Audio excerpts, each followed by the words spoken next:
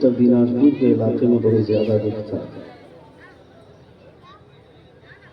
دوسری وجہ ہے جلسے خراب ہونے کی، والنٹیئر حضرات کی وجہ سے بھی جلسے خراب ہوتے ہیں، جو گلے میں بیچ اور بلڈا لگا کر گھومتے ہیں، ان کی وجہ سے بھی جلسے ڈیمیج ہوتے ہیں۔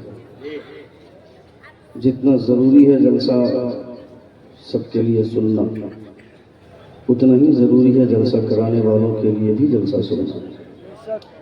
بے شک، سبحان اللہ، واہ واہ۔ اس لیے آپ کو بھی بیٹھ کر حضور کی محفل میں حضور کا ذکر سننا چاہیے۔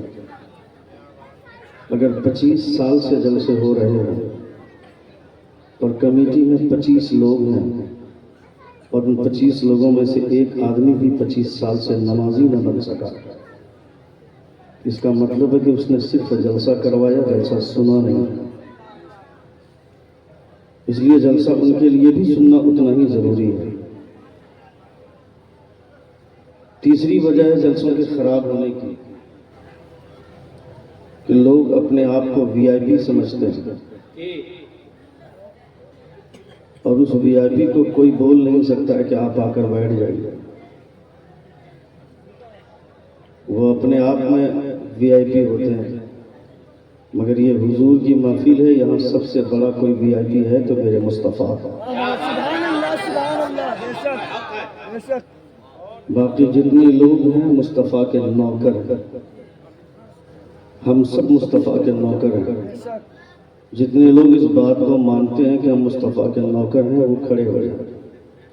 میں صرف حضور کے نوکروں کو بول رہا ہوں،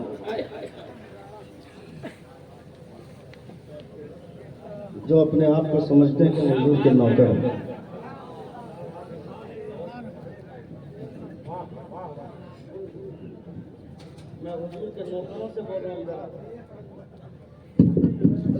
میں حضور کے نوکروں سے بول رہا ہوں، ادھر آ جائیں۔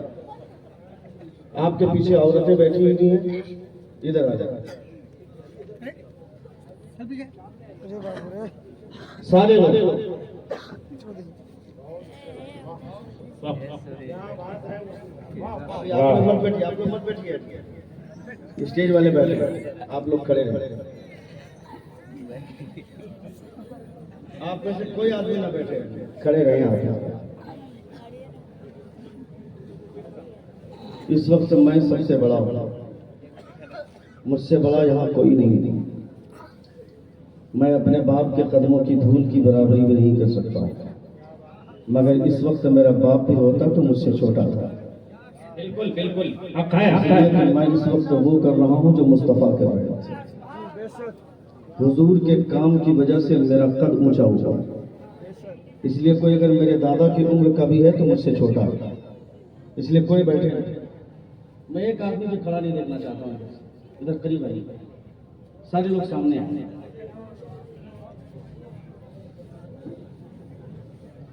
جلسہ آپ کا ہے، اس کو آپ کو ہی کامیاب بنانا۔ وہاں جو دیوار لگ کے کھڑا ہے کون لگا ہے؟ وہ مفلر مارا ہوا ہے، تم کو الگ سے بولیں گے۔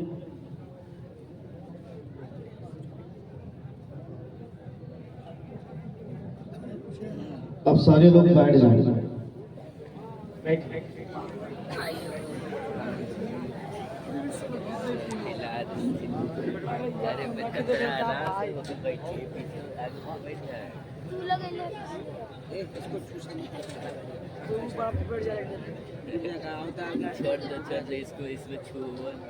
درود پاک پڑھیے، اللہم صلی علی سیدنا شفیعنا حبیبنا و نبینا مولانا محمد مبارک وسلم، صلوات و سلام علیک یا رسول اللہ صلی اللہ تعالی علیہ وسلم۔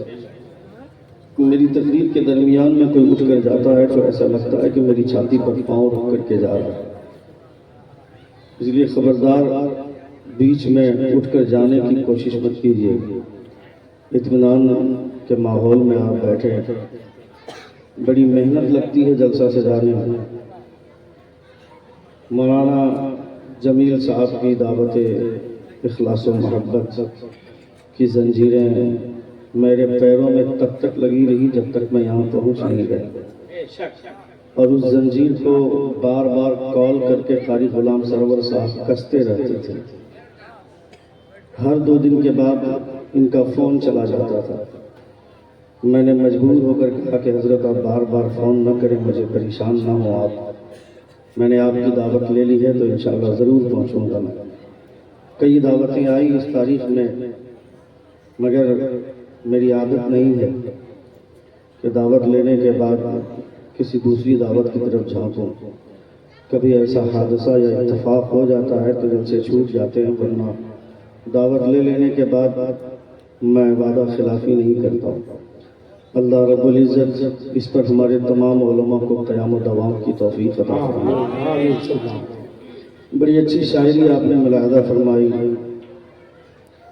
گریڈی سے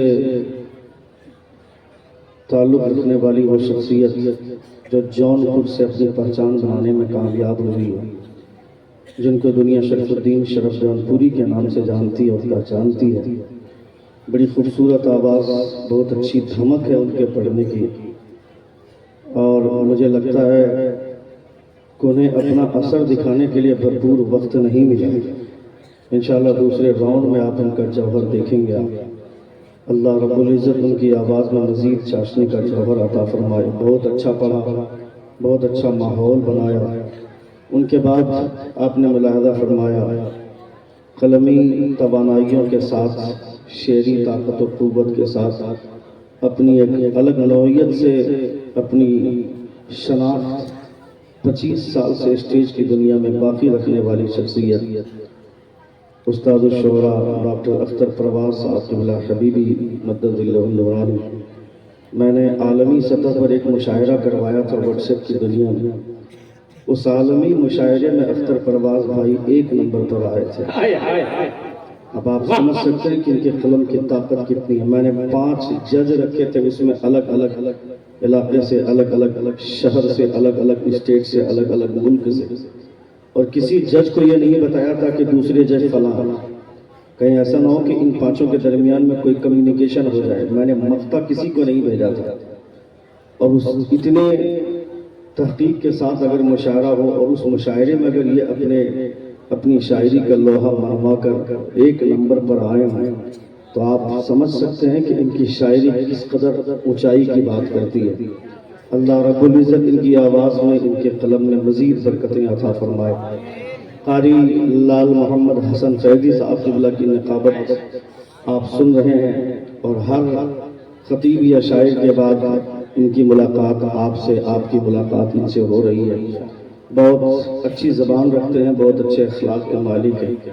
سب سے بڑی خوبی یہ ہے کہ ان کے چہرے پہ ہمیشہ تبسم رہتا ہے، مسکراہٹ ان کی شان ہے. اللہ رب العزت ان کی مسکراہٹوں میں مزید برکتیں عطا فرمائے. اور بھائی تفضل حسین صاحب قبلہ سنجر بڑے مصروف شخص ہیں. آج ہی وہ ٹریننگ سے واپس آئے، پھر ان کو جانا ہے آرام کرنے کے لیے. باوجود کہ یہ محفل میں بیٹھ کر اس محفل کو کامیاب کرنے کی ہر طرح سے کوشش کر رہے ہیں. میں ان کے ساتھ ساتھ ممبر رسول پر بیٹھے ہوئے تمام علماء کا شکر گزار ہوں جو اسٹیج پر بیٹھنے کا حق ادا کر رہے ہیں. کون خطیب کتنا کامیاب ہوتا ہے، کون شاعر کتنا کامیاب ہوتا ہے، یہ رپورٹ کو بعد میں ملتی ہے، مگر فوری طور پر اسٹیج میں اگر گرمی کہیں سے پیدا ہوتی ہے تو وہ اسٹیج کے علماء کے ذریعے پیدا ہوتی ہے. اللہ رب العزت اللہ رب العزت ان تمام علماء کا سایہ. تھوڑی سی آواز مزید صاف کریں، آواز سبوں کو برابر ملنی چاہیے. بہت شاندار ساؤنڈ آپ بجا رہے ہیں، بہت اچھا بج رہا ہے. اللہ رب العزت آپ کے روزگار میں مزید برکتیں عطا فرمائے. آپ کے ساؤنڈ کو اتنا بہتر کر دے کہ آپ پورے ہندوستان میں اپنے ساؤنڈ کو لے کر کے جائیں، اور نعت نبی اگر پڑھی جائے تو صرف آپ کے ہی ساؤنڈ سے پڑھی جائے.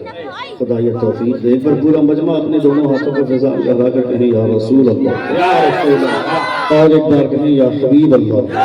بہت اچھا ماحول، بہت اچھی بزم آپ نے سجائی ہے. پرسیا ایک پڑھی لکھی دھرتی ہے. یہاں کے لوگ ایجوکیشن سے متعلق اپنے آپ کو رکھے ہوئے ہیں، ایجوکیشن سے آپ کا تعلق ہے. آپ میں سے اکثر و بیشتر لوگ ایجوکیٹڈ پرسن ہیں، اور سب سے خوشی کی بات یہ کہ 40 سے زائد لوگ یہاں کے اسکول میں ٹیچر ہیں۔ یہ بہت بڑی بات ہے۔ آپ کے بچے اس نہج پر چلتے ہیں، آپ جس نہج پر چلتے ہیں آپ کی آنے والی نسلیں بھی اسی نہج پر چلیں گی۔ اس کے باوجود آپ نے ایک ادارے پر اتنا عروج بخشا ہے کہ وہاں سے بچوں کو حافظ قرآن بنایا جا رہا ہے، اور ان بچوں کے سر پر آج حفظ کی دستار رکھی جائے گی۔ یہ یقیناً آپ تماموں کی محنتیں ہیں۔ قاری غلام سرور صاحب آپ کے دروازے پر بار بار جاتے ہیں، کبھی چاول کا طلب کرتے ہیں، کبھی دال، کبھی سبزی، اور بہت ساری مشکلات، بہت ساری کٹھنائیوں کے بعد مدرسے کے معاملات انجام تک پہنچتے ہیں، اور پھر اس کی اتنے خوبصورت طریقے سے اس کا رزلٹ آپ کے سامنے، اتنی اچھی رپورٹ کہ حافظ قرآن کی صورت میں آپ کے سامنے ان بچوں کو رکھا جائے گا۔ حضور پیر طریقت رہبر راہ شریعت حضرت علامہ مولانا نعیم الہدا صاحب قبلہ جو شہزادہ حضور سراج ملت ہے، ان کی تشریف آوری ہوگی۔ ان کے ہاتھوں سے، مبارک ہاتھوں سے دستار حفظ کا خوبصورت منظر آپ ملاحظہ کریں گے۔ میں تھوڑی دیر کے لیے آپ کی محبتوں کے شامیانے تلے گفتگو کی اجازت چاہتا ہوں۔ ایک بار پورا مجمع اپنے دونوں ہاتھوں پر فضا میں لگا کر کہیں یا رسول اللہ۔ یا صاحب جو وارڈ سدسیہ ہیں یہاں کے، اللہ رب العزت ان کے جذبات کو سلامت رکھے۔ بہت اچھے انسان ہیں، بہت اچھے اخلاق کے مالک ہیں۔ آپ ہی کے علاقے سے ایک شخص ہیں اختر بھائی جو پیشکار ہیں، ان کا بھی بزم رسول صلی اللہ تعالیٰ علیہ وسلم کے حوالے سے ایسے ہی جذبات ہیں، علماء نواز ہیں، علماء سے محبت کرنے والے ہیں۔ یعنی نبی نگر کے لوگوں میں اللہ رب العزت نے اس قدر فضل کی بارش برسائی کہ یہاں کے لوگ علماء سے محبت کرنے والے ہیں۔ اور خوشی کی بات یہ ہے کہ آپ کا محلہ ہی نبی سے تعلق رکھتا ہے۔ آپ کے محلے کا نام ہی ہے نبی نگر، آپ کے علاقے کا نام ہے نبی نگر۔ آپ بہت خوبصورت انسان ہونے کے ساتھ ساتھ بہت اچھی قسمت کے بھی مالک ہیں آپ۔ اللہ رب العزت آپ تماموں کو سلامت رکھے۔ اللہ رب العزت ارشاد فرماتا اقرأ بسم ربک الذی خلق، read with the name of your sustainer who created the human being from the blood clot۔ پڑھو اپنے رب کے نام سے۔ اس کو کم کر دیجیے، صرف ہلکا سا ڈیلے رکھیں اور ساؤنڈ کھولیے، آواز بالکل صاف کر دیجیے۔ ایک بار زور سے کہیں یا رسول اللہ۔ ساؤنڈ کھولیے، تھوڑا سا اور ساؤنڈ کھولیے۔ یہ جو آواز ہے جو مجھ کو مل رہی ہے، اس آواز کو ذرا سے مزید بڑھائیے۔ اقرأ بسم ربک الذی خلق، read with the name of your sustainer who created the human being from the blood clot۔ پڑھو اپنے رب کے نام سے جس نے خون کے لوتھڑے سے تمہیں پیدا فرمایا۔ اللہ رب العزت نے قرآن مقدس کی سب سے پہلی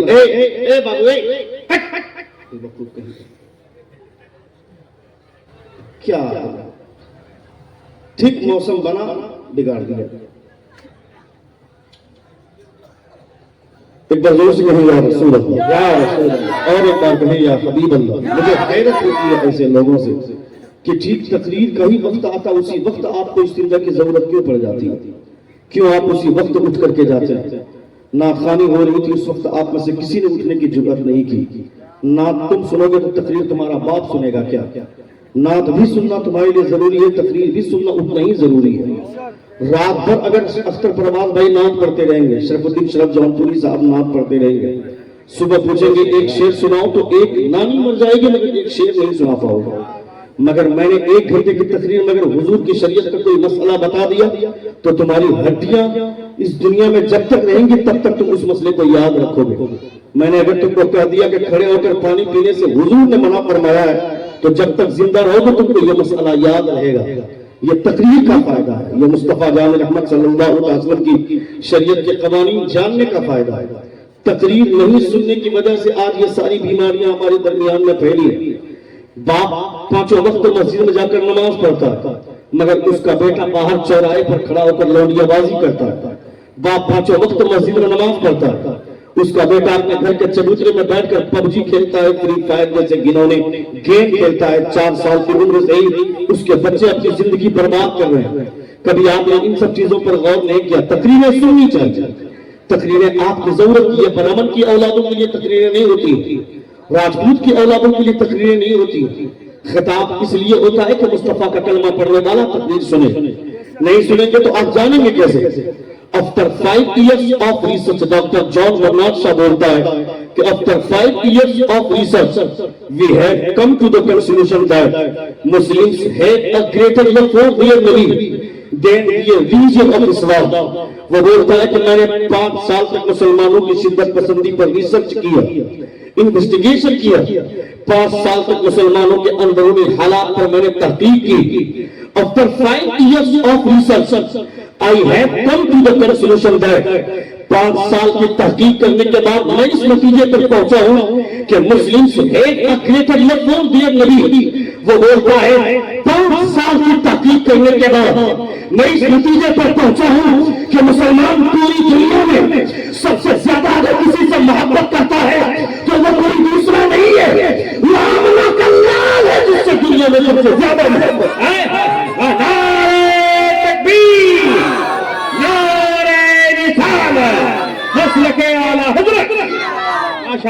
Muslims had a greater love for their Nabi than their religion of Islam. اسلام سے محبت بعد میں کرتا ہے، پہلے اسلام کو ہم تک پہنچانے والے وہ آمنہ کے لال سے محبت کرتے ہیں. حضور نہ ہوتے تو خانہ کعبہ کو کون جانتا؟ حضور نہ ہوتے تو خانہ کعبہ کی اہمیت کو کون جانتا؟ حضور نہ ہوتے تو اسلام کی عظمت کو کون جانتا؟ حضور نہ ہوتے تو قرآن کی عظمت کو کون جانتا؟ اس لیے مسلمان سب سے زیادہ محبت کرتا ہے تو مصطفیٰ جان رحمت سے محبت کرتا ہے. اس لیے حضور کی محبت ہمارے سینے میں باقی رہنا چاہیے. آج جو مفتی سلمان اظہری پوری دنیا کی نگاہ میں آ گیا ہے، کس بنیاد پر مفتی سلمان اظہری کو مسلمان سیلیوٹ کر رہے ہیں، غیر مسلم ان سے دشمنی کر رہے ہیں؟ یہ صرف اور صرف مصطفیٰ جان رحمت کی محبت ہے، نبی کریم کی محبت کی بنیاد پر. آج وہ جگہ جگہ میں پریشانیاں جھیل رہے ہیں، کبھی اس تھانے سے اس تھانے میں، کبھی اس کوٹ سے اس کوٹ میں.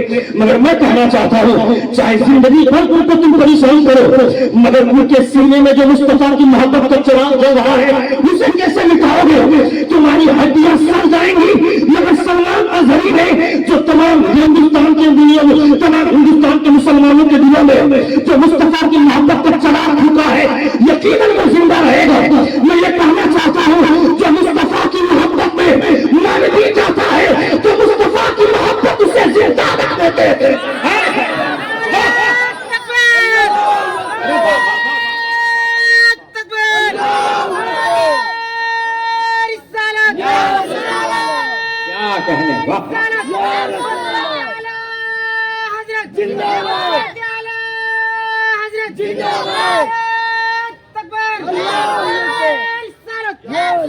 اللہ رب العزت کا بے پناہ کرم کہ حضور کی محبت میں آپ نے یہ محفل سجائی.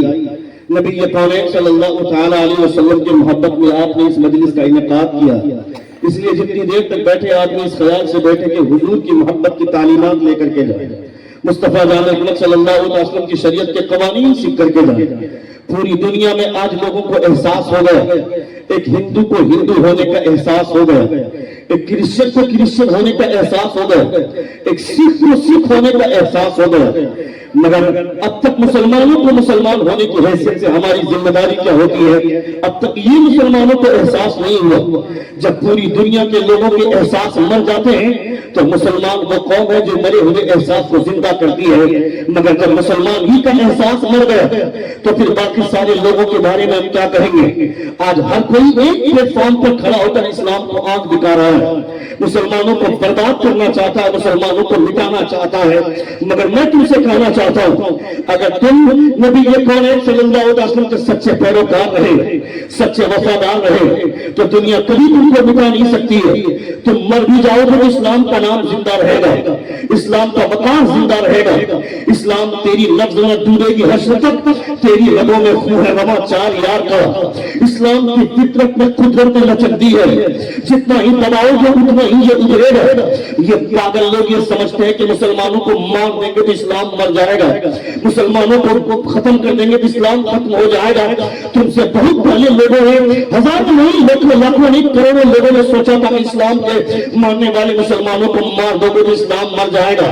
اس اسپین کی دھرتی میں مسلمانوں کا قتل عام کیا گیا. 1000 سال تک اسلامی حکومت رہی. اندلس کی دھرتی پر مسلمانوں کو گولی اور گاجر کی طرح کاٹا گیا. سوچا کہ وہاں سے اسلام مر جائے گا. کیسے مرے گا؟ جو لوگ درختوں کے نیچے اپنی زندگی گزارا کر رہے تھے انہوں نے بھی اللہ رب العزت کا سجدہ نہیں چھوڑا. ان لوگوں نے بھی مصطفیٰ کا کلمہ نہیں چھوڑا. یعنی پوری دنیا میں لوگ مسلمانوں کے پیچھے پڑے ہوئے مسلمانوں کو برباد کرنا چاہتے ہیں. میں ان لوگوں کی بات کرتا ہوں جو اندر سے اسلام سے دشمنی کرتے ہیں. مگر جب تاریخ پڑھے گا تاریخ پڑھنے کے بعد انہیں یہ احساس ہوگا کہ اسلام سے بہتر کوئی مذہب نہیں ہے, اسلام سے بہتر کوئی دین نہیں ہے. تم نے نہیں دیکھا تھا کہ ساؤتھ افریقہ کا ایک بہت مہان آدمی, ایک بہت بڑا سیاسی آدمی جس کا نام ہے نیلسن منڈیلا, وہ ساؤتھ افریقہ کا پریزیڈنٹ بنا. 20 سال تک جیل میں رہا. جیل میں رہنے کے بعد وہ ایک وقت ایسا آیا 20 سال جیل میں زندگی گزارنے کے بعد, تکلیفوں بھری زندگی گزارنے کے بعد جب وہ ساؤتھ افریقہ کا پریزیڈنٹ بنا, پریزیڈنٹ بننے کے بعد وہ جب سب سے پہلی اسپیچ دیتا ہے اپنے سانسد میں, تو اپنی پہلی اسپیچ میں وہ نیلسن منڈیلا بولتا ہے کہ I had to live in prison 20 years. میں 20 سال تک جیل میں رہا. In the during of prison I had to study the history and the character of the Imam Hussain. وہ بولتا ہے کہ میں 20 سال تک جیل میں رہا. جیل میں رہنے کے درمیان میں نے کوئی کتاب نہیں پڑھی, میں نے کوئی کہانی کی کتاب نہیں پڑھی, میں نے کوئی پاس کرانے والی کتاب نہیں پڑھی. I had to study the history and the character of the Imam Hussain, and from this character I had got a spiritual power and way of the freedom of life. وہ نیلسن منڈیلا بولتا ہے 20 سال jail میں رہا. Jail میں رہنے کے درمیان امام حسین کی کہانی پڑھی. وہ بولتا ہے کہ آج سے میں ساؤتھ افریقہ کا پریزیڈنٹ بنا ہوں, اس میں میرا کمال نہیں ہے بلکہ کربلا میں شہید ہونے والے امام حسین کا کرشمہ ہے جو آج میں ساؤتھ افریقہ کا پریزیڈنٹ بنا ہوں.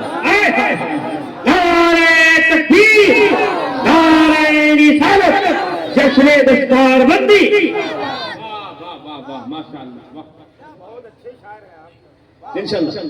ایک بار زور سے کہیں یا رسول اللہ, اور ایک بار کہیں یا حبیب اللہ.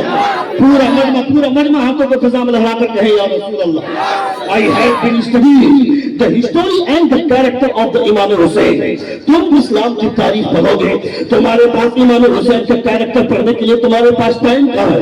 تمہارے بچوں کے پاس اسلام کی تاریخ پڑھنے کے لیے وقت کہاں ہے؟ تمہارا بچہ پبجی کھیلے گا, تمہارا بچہ فری فائر کھیلے گا, تمہارا بچہ واٹس ایپ کی دنیا میں اپنی زندگی کو لگا کر برباد کرے گا. کیا تماشا ہے دیکھنا. اس ہوٹل میں ناشتہ کر رہے ہیں, ناشتہ کرتے کرتے سیلفی لے لیا, اسٹیٹس میں ڈال دیا. ریسٹورینٹ میں کھانا کھا رہے ہیں, کھانا کھاتے کھاتے سیلفی لے لیا, سیلفی لے لیا, اسٹیٹس میں ڈال دیا. کہیں گئے مال میں شاپنگ کرنے کے درمیان اپنے دوستوں کے ساتھ سیلفی لے لیا, اس کو اسٹیٹس میں ڈال دیا. میں کہتا ہوں بیوقوف واٹسایپ بنانے والوں نے تمہارے اسٹیٹس کو جاننے کے لیے کب چند رکھا. اسٹیٹس کا مطلب ہوتا ہے حیثیت, اسٹیٹس کا مطلب ہوتا ہے اوقات, اسٹیٹس کا مطلب ہوتا ہے گیم, اسٹیٹس کا مطلب ہوتا ہے پوزیشن, اسٹیٹس کا مطلب ہوتا ہے تمہاری حیثیت. یعنی واٹس ایپ بنانے والوں نے یہ جاننا چاہا کہ جو لوگ واٹس ایپ استعمال کر رہے ہیں, جو لوگ میرے واٹس ایپ کو یوز کر رہے ہیں, ان کا اسٹیٹس کیا ہے, ان کی حیثیت کیا ہے, ان کی پوزیشن کیا ہے. تم نے ناچنے والی کی تصویر لگائی, ڈانس کرنے والے بےہودہ لڑکیوں کی ان کا تم نے ڈانس لگایا, تم نے اپنے اسٹیٹس کو خراب کیا.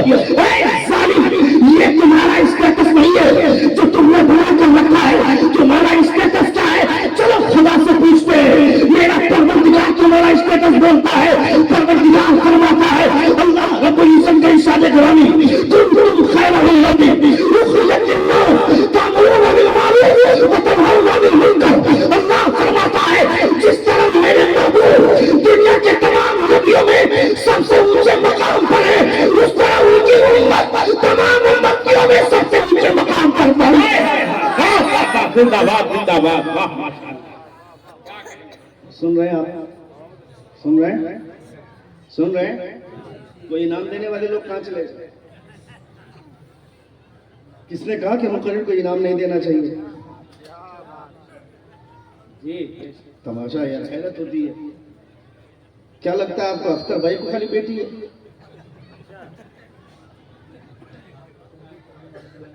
میں اس لیے نہیں بول رہا ہوں, میں اس لیے بول رہا ہوں کہ کوئی تو اصلاح کرنے والا ہوگا. لوگوں کے دماغ میں جو یہ بات بیٹھی ہوئی کہ خالی شاعر کو انعام دینا چاہیے، تقریر سن کر کون دے گا؟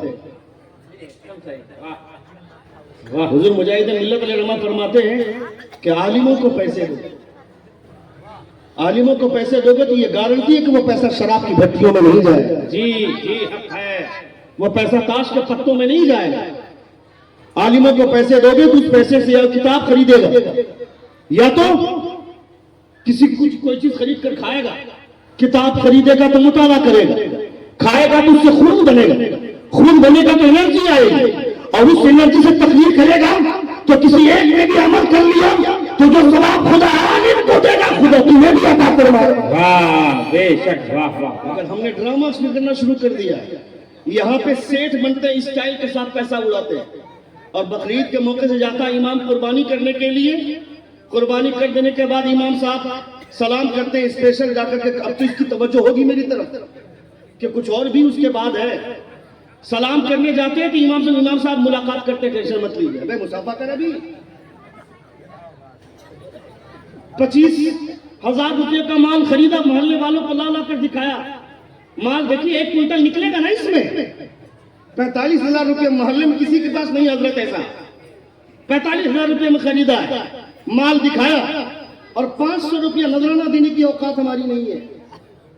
اور سیٹ بنے پھر رہے گاؤں میں، محلے کے لوگوں کو لا لا کر دکھا رہے ہیں. کائے کو سیٹ؟ یہ جو جانور قربان کر رہے ہیں یہ سواری آپ کی ہے میدان محشر میں. حضور فرماتے سمنوا ضحایاکم فإنها على الصراط مطایاکم. اپنے جانور کی قربانی دو، اس لیے کہ یہ پلسرات میں تمہارے لیے راستہ ہے. راستہ تمہارا بنے گا، وہ جانور. امام کا پائجامہ کیوں خراب ہوگا؟ وہ اپنے کپڑے خراب کیوں کریں گے؟ یہ آپ کی ذمہ داری ہے نا. ان کو چھٹی نہیں ملتی، حضرت اتنے سارے لوگ ہیں، اتنے سارے لوگ قربانی دے رہے ہیں، ان کی قربانی کون کرے گا؟ میں کہتا ہوں اگر یہ ذمہ داری اگر آپ امام کے بارے میں سوچتے ہیں تو امام کے ساتھ آپ کی بھی ذمہ داری بنتی ہے. مگر امام بولے گا کیسے؟ امام بولے گا دوسرے دن چائے کی دکان پر ہلڑ بازی ہوگی کہ اب کی جو امام آیا اس کا دماغ خالی پیسے پہ ٹکا ہوا رہتا. جی کوئی تو اصلاح کرے گا، کسی کو تو حق بولنا ہوگا نا. ساری خانقاہیں چپ تھی، مفتی سلمان غزنوی نے حق بولنے کا آغاز کیا. زور سے بولی. تکلیفیں ہو رہی ہیں مگر لوگ جان تو رہے ہیں نا. کوئی اگر ہلڑ بازی کر کے جیل میں جاتا ہے اور پولیس کے حراست میں رہتا ہے تو یہ ذلت کی بات ہے. مگر مصطفیٰ کا نام بلند کرنے کی وجہ سے کوئی اگر حراست میں رہتا ہے تو یہ تو عزت کی بات ہے. ذلت ان لوگوں کے لیے، ہماری عزت کی بات ہے. اور اگر ہم جیل چلے بھی گئے فرق کیا پڑتا ہے؟ علماء جیل میں جائیں گے پھر بھی دین کا کام ہوگا، جیل کے باہر رہیں گے پھر بھی دین کا کام ہوگا.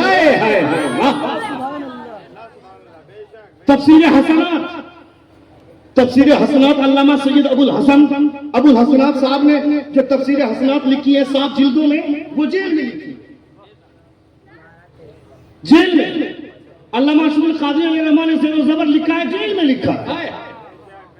علامہ پیر کرم شاہ ازہری نے ضیاء النبی لکھا ہے، تفسیر ضیاء القرآن لکھا ہے، جیل میں لکھا ہے. علماء جیل میں رہے پھر بھی دین کا کام ہوگا، جیل کے باہر رہے پھر بھی دین کا کام ہوگا. علامہ شمس الدین سرخسی رحمۃ اللہ تعالی علیہ، ان کو کنویں میں ڈال دیا گیا زندہ، اوپر سے سلیب ڈال دیا گیا. نتیجہ کیا نکلا؟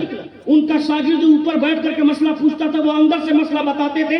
اور جب ان تمام مسائل پر نوٹ کیا گیا، جب اس کی کتابیں آئیں تو 24 جلدوں میں المبسوط نام کی کتاب آئی ہے.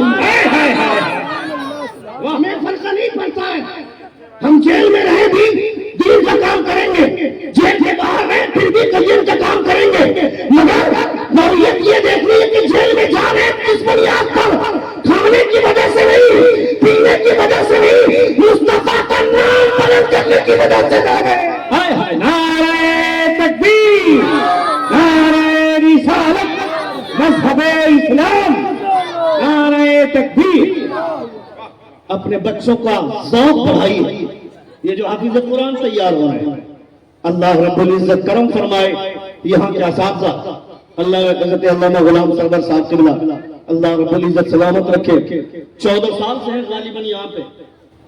کتنے سال سے؟ 20 سال سے. 18 سال سے، معذرت چاہتا ہوں، 18 سال سے 18 سال سے یہاں پہ بیٹھ کر محنت کر رہے ہیں اور یہاں کے مدرسے میں بچوں کو مصطفیٰ جان محمد صلی اللہ علیہ وسلم کی تعلیمات سے آشنائی حاصل کروا رہے ہیں، اور پھر کامیاب سفر کے ساتھ آج کا جلسہ آپ دیکھ رہے اپنے سر کی آنکھوں سے ملاحظہ کر رہے ہیں۔ کہاں جا رہے ہیں بابو؟ اے لڑکا کہاں جا رہے ہیں؟ سنیں گے تھوڑی دیر؟ جی سنیں گے؟ کتنے لوگ سنیں گے؟ ذرا ہاتھ اٹھا کر کہیں یا رسول اللہ، اور ایک بار کہیں یا حبیب اللہ۔ میں شارٹ کٹ میں جنت نہیں پہنچا سکتا ہوں، سمجھ رہے ہیں آپ؟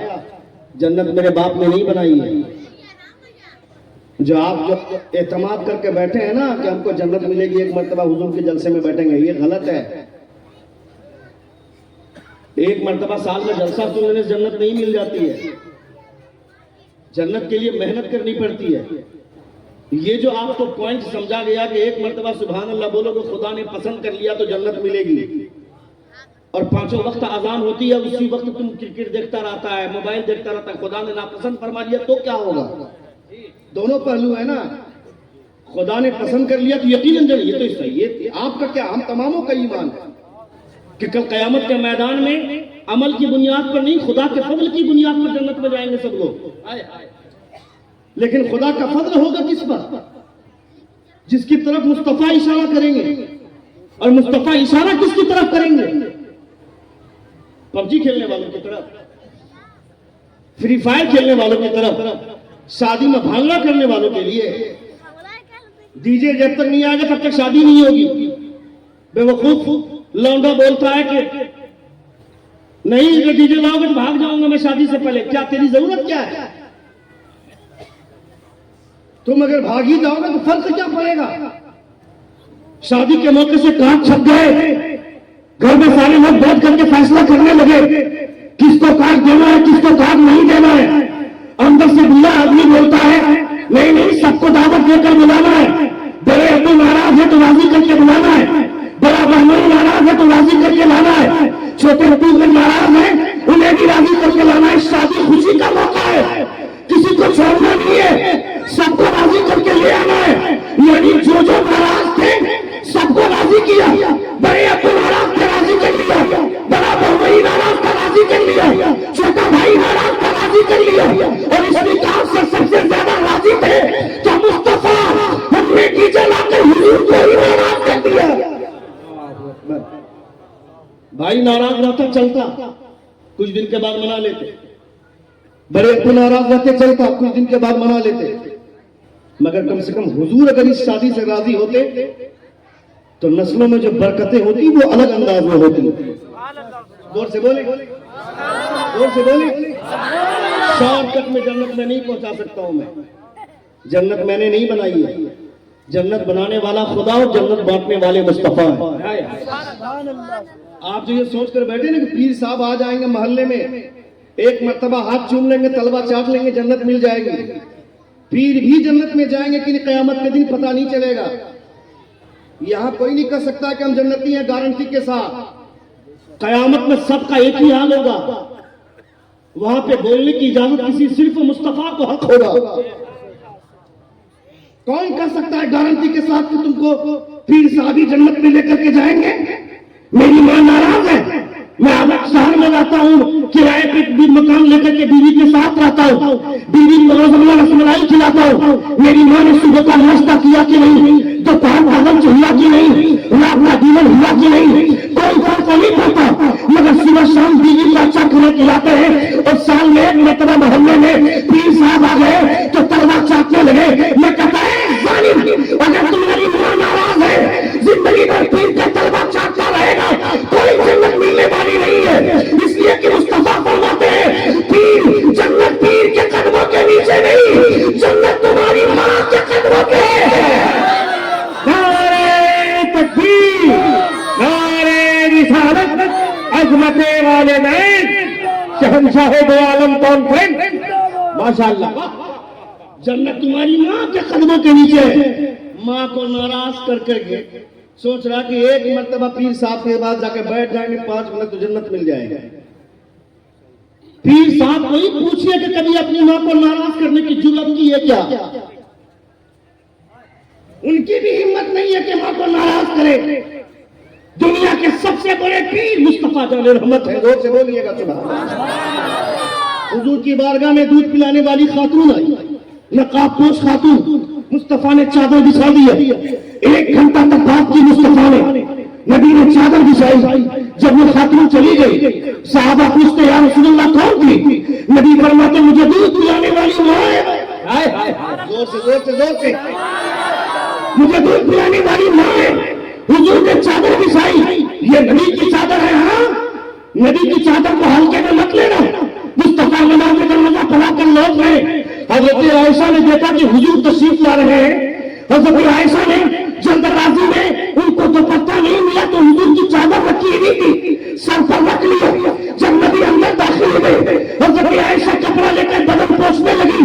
نبی فرماتے عائشہ کر کیا رہی ہو؟ کہا یا رسول اللہ باہر بارش ہو رہی تھی, آپ بھیگ رہے تھے, مگر اندر آئے تو دیکھ رہا ہوں بارش کے قطرے نہیں. نبی یہ کامنٹ فرماتے عائشہ باہر کوئی بارش نہیں ہو رہی ہے, میں ابھی ایک صحابی کی نماز جنازہ پڑھ کر آ رہا ہوں. ان کی قبر میں رحمت و نور کی بارش ہو رہی ہے اور وہ قطرے تجھے ایسے نظر نہیں آتے. یہ جو میری چادر تم نے سر پر ڈال رکھی ہے, اس چادر کا کمال ہے کہ قبر میں ہونے والے بارش کے قطرے نظر آئے. ارے بابا نعرہ تکبیر, نعرہ رسالت, عظمت مصطفیٰ. یہ جو تم نے چادر ڈال رکھی ہے اپنے سر پہ, اس چادر کا کمال ہے کہ قبر میں جو بارش ہو رہی ہے وہ بارش کے قطرے نظر آ رہے ہیں. وہ ہے مصطفیٰ کی چادر. حضور نے کہاں ڈالا ہے؟ اپنے دودھ پلانے والی ماں کے قدموں کے نیچے میں رکھا ہے. اس پر کھڑی ہو کر وہ بات کر رہی ہیں. شادی سے پہلے ہماری حیت الگ ہوتی ہے. بھائی بولتا ہے, بیٹا بولتا ہے امی جان بڑا بھائی ناراض ہو گیا, بڑے بھائی نے بے وفائی کر لی مگر میں وفاداری نبھاؤں گا, میری شادی ہونے دیجیے, آپ کو کوئی دکھ نہیں ہوگا. اور جب اس کی شادی ہو جاتی 1 مہینے کے اندر اندر جب دوپٹے کی ہوا لگتی ہے تو وہ بھی اپنی اوقات دکھاتا ہے. یہ سارے گھر کا ماحول ہے. دوپٹے کی ہوا جیسی لگی پھر وہ اپنی اوقات دکھاتا ہے. میں کہتا ہوں خبردار خبردار, اپنی حیثیت کو پہچانے. سن رہے ہیں آپ؟ سن رہے ہیں؟ ایک بار زور سے کہیں یا رسول اللہ, اور ایک بار کہیں یا حبیب اللہ. ہمیشہ یہ شارٹ کٹ میں جنت جانے کی بات آپ سوچتے ہیں نا, یہ سوچنا بہت آسان ہے مگر جنت جانا بہت مشکل ہے. یاد رکھیے گا, جنت جانا بہت مشکل ہے. حضور اعلیٰ حضرت کے والد گرامی, ہم لوگوں نے آپ لوگوں کو برباد کیا, کہیں نہ کہیں ہم بھی ذمہ دار ہیں. اسٹیج سے اتنی جنت بانٹی گئی کہ لوگ یہ سمجھنے لگے کہ نماز نہیں پڑھو پھر بھی جنت ملے, روزہ نہیں رکھو پھر بھی جنت ملے, 50 طرح کا گناہ کرو پھر بھی, لوٹری کھیلو, جوا کھیلو, دارو پیو, شراب پیو, پھر بھی جنت ملے گی. خالی ایک مرتبہ جلسہ میں بیٹھ جاؤ. کون اس مولوی کے باپ کی جنت ہے کیا جو تم کو یہاں بیٹھ کر جنت بانٹتا ہے؟ میں کس بنیاد پر کہوں کہ تم جنتی ہو؟ میں خود جنت میں جاؤں گا کہ نہیں کوئی گارنٹی نہیں ہے. ہمارا ایمان حضور کی شفاعت پر ٹکا ہوا. زور سے بولے, زور سے بولے. آپ صرف اتنا جانتے ہیں نا کہ حضور قیامت میں شفاعت کریں گے, اتنا جانتے ہیں نا. ہمارا ایمان اس بات پر ہے مگر حضور صرف شفاعت نہیں کریں گے. سن لیجیے آپ, حضور صرف شفاعت نہیں کریں, حضور شکایت بھی کریں گے. اور یہ میں نہیں بول رہا ہوں, قرآن بول رہا ہے. وقال الرسول یا رب ان قوم اتخذوا هذا القرآن مہجورا. نبی کہیں گے اے پروردگارا یہ میری قوم ہے جس نے قرآن پڑھنا چھوڑ دیا تھا. حضور جس کی شفاعت کر دیں پھر وہ سیدھا جو جنت میں جائے گا. حضور جس کی شکایت کر دیں, یہ کبھی سوچا تم نے؟ یہ کبھی سوچا آپ نے؟ نہیں سوچا. حضور 95% نوجوان لڑکوں کا حال یہ کہ وہ قرآن پڑھنا ہی نہیں جانتا. جو لوگ جانتے ہیں وہ پڑھتے نہیں ہیں, اور 95% لوگ تو جانتے ہی نہیں قرآن پڑھنا. جب ماں مر جاتی ہے تب مدرسہ جاتے ہیں اور کہتے ہیں حضرت 10 بچہ دے دیجئے, میری ماں کا انتقال ہو گیا, مدرسے کے بچے پڑھ دیں گے تمہاری ماں جنت چلی جائے گی. اگر یہ بھروسہ ہے آپ کا تو اچھی بات ہے, لیکن یہ بات یاد رکھیے آپ, مدرسے کے بچے تجوید کی رعایت کے ساتھ قرآن پڑھ سکتے ہیں.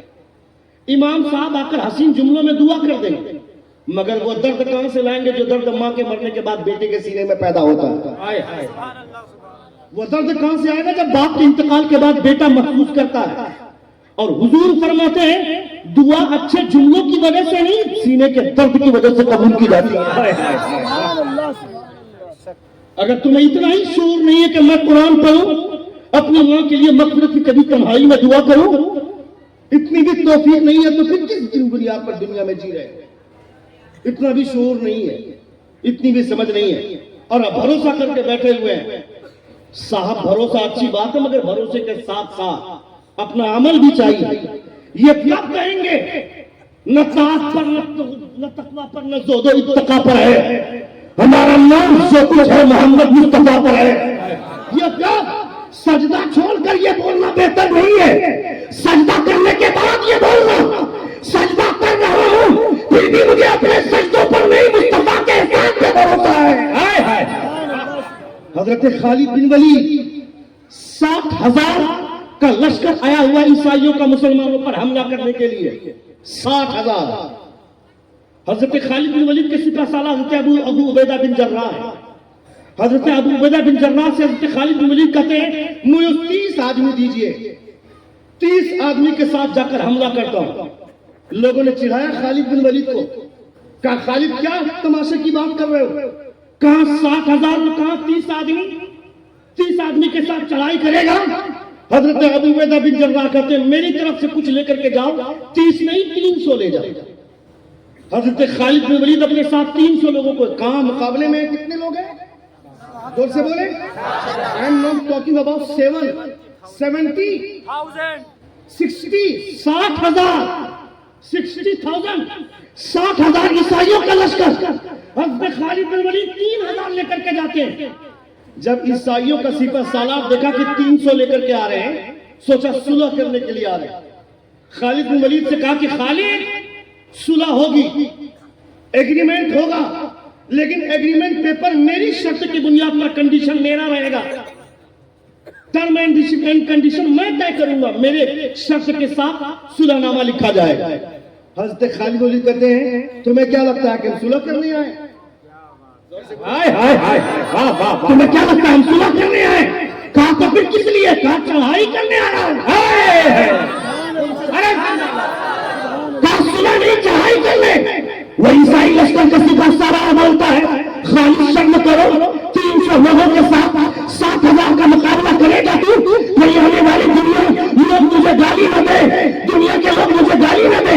یہ کیسا سپہ سالار تھا, 300 آدمی پر آکرمن کر دیا 60,000 کے لشکر کے ساتھ. اس لیے ایسا نہ کرو, 300 لوگوں کے ساتھ میرے مقابلے کی ہمت کیسے کر سکتے ہو. حضرت خالد بن ولید کہتے ہیں تمہیں کیا لگتا ہے میں فوج کی بنیاد پر جنگ جیتتا ہوں کیا, کس بنیاد پر, نہ طاعت پر نہ تقویٰ پر نہ زہد و اتقیٰ پر ہے. ہمارا نام جو کچھ ہے محمد مصطفیٰ پر ہے.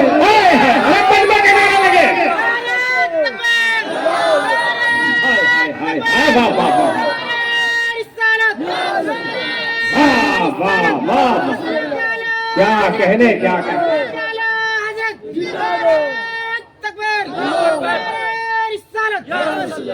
نہ طاعت پر نہ تقویٰ پر نہ زہد و اتقیٰ پر ہے, ہمارا نام جو کچھ ہے محمد مصطفیٰ پر. مقابلہ ہوا, جنگ ہو رہی ہے. اچانک حضرت خالد بن ولید گھوڑے سے نیچے اتر گئے, زمین پہ کچھ ڈھونڈنے لگے. لوگوں نے کہا خالد یہ کیا تماشا کر رہے ہو, 300 لوگوں کے ساتھ جنگ میں آیا ہے اور نیچے کیا کر رہا ہے. تھوڑی دیر کے بعد پھر گھوڑے پر چڑھ گئے. جنگ میں ایسا حملہ کیا 60,000 کا لشکر بھاگا, ایک بھی مسلمان مارا نہیں گیا. جب جیت ہوئی مسلمانوں کی, حضرت خالد بن ولید سے لوگوں نے پوچھا خالد میدان جنگ میں اچانک زمین پر کیا کر رہے ہیں. انہوں نے ٹوپی اتاری, ٹوپی کے اندر مصطفیٰ کا منہ مبارک سیل کر رکھا تھا. وہ سے کہا کہ خالد بن ولید نے جتنی بھی جنگیں جیتی ہیں یہ مصطفیٰ کے بال مبارک کی برکتوں کی وجہ سے. نہ طاعت پر نہ تقویٰ پر نہ زہد و اتقیٰ پر ہے, ہمارا نام جو کچھ ہے محمد مصطفیٰ پر ہے. یہ تب کہنا جب اپنے آپ کو سجدے میں سر رکھو گے تب. سمجھ رہے ہیں آپ. حضور اعلیٰ حضرت کے والد گرامی نے علامہ نقی علیہ رحمہ نے تفسیر علم نشرہ کے شروع میں لکھا ہے کہ جہاں کا عالم لوگوں کو صرف خدا کی رحمت کی بات دے، خدا کی جنت کی بات بتاتا ہو، خدا کی رحمتوں کی امید دلاتا ہو، خدا کا خوف کیا ہوتا ہے، خدا کا عذاب کیا ہوتا ہے یہ نہیں بتاتا ہو، تو وہاں کے لوگوں کو بہکانے کے لیے شیطان کی ضرورت نہیں ہے، وہ عالم ہی کافی ہے لوگوں کو بہکانے کے لیے۔ یہ کس نے کہا؟ حضور اعلیٰ حضرت کے والد گرامی علامہ نقی علیہ الرحمٰن، اور ہم کو شعور نہیں ہے۔ یہاں سے اتنی جنت بانٹی گئی کہ لوگوں نے سارے حرام کے طریقے اپنا لیے اور احساس تک نہیں کیا کہ ہم گناہ کیا کر رہے ہیں اور نیک کام کیا کر رہے ہیں، ہمیں یہ بھی احساس نہیں ہے۔ پوری دنیا جاگ گئی، اپنے بچوں کو جگائیے، آپ اپنے بچوں کو پڑھائیے۔ میں نہیں کہتا کہ ہر بچہ حافظ قرآن بن جائے، میں نہیں کہتا کہ ہر بچہ عالم دین بن جائے، میں یہ بھی نہیں کہتا کہ ہر بچہ مفتی بنے، ہر بچہ حافظ بن بھی نہیں سکتا، ہر بچہ عالم بن بھی نہیں سکتا، ہر بچہ مفتی نہیں ہو سکتا ہے، مگر کوشش کریں کہ ہر بچہ مصطفیٰ کا وفادار بن سکتا ہے، مصطفیٰ کا پیروکار بن سکتا ہے۔ کوشش کرنے سے ہر کوئی اپنے بچوں کو اس لیے تیار، صحابہ کرام میں ہر کوئی حافظ تھا کیا؟ سب حافظ نہیں تھے، شریعت کے جانکار سب اتنے نہیں تھے،